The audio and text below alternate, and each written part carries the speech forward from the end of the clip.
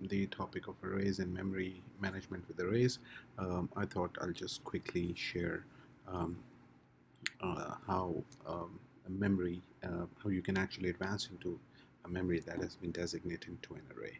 And this is a pretty neat idea, and also because in arrays, memory locations are consecutive memory locations. So if it's an integer array, that integer array has a new integer every 4 bytes.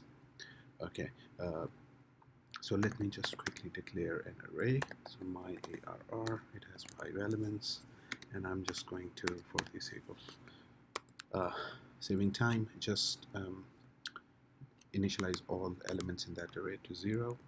And now, very quickly, what I'm going to do is I'm going to say my ARR.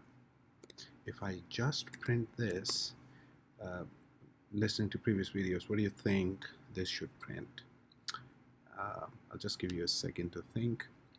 And if you thought that this prints the first memory address, or let me say memory address of the first location in the array, which is represented by my ARR0, then you were right.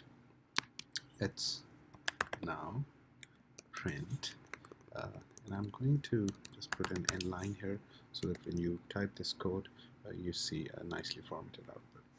So now I want to print the memory location of the second integer in that array. Okay, so that should just be my ARR plus 1, and that's it. So that gives you the next memory location. This is how we move forward using indices. So index 0, index 1 actually means my ARR plus 1.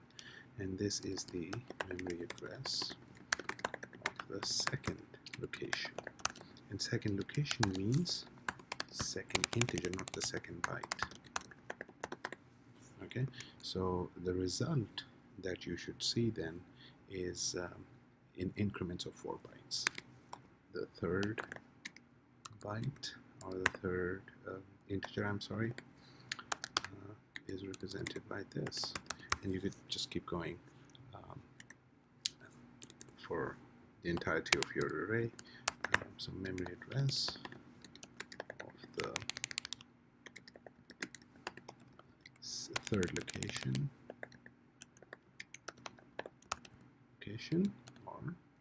or the third integer. And this is interesting because this gives you a more idea about how these arrays and their memory locations work. Thank you for watching.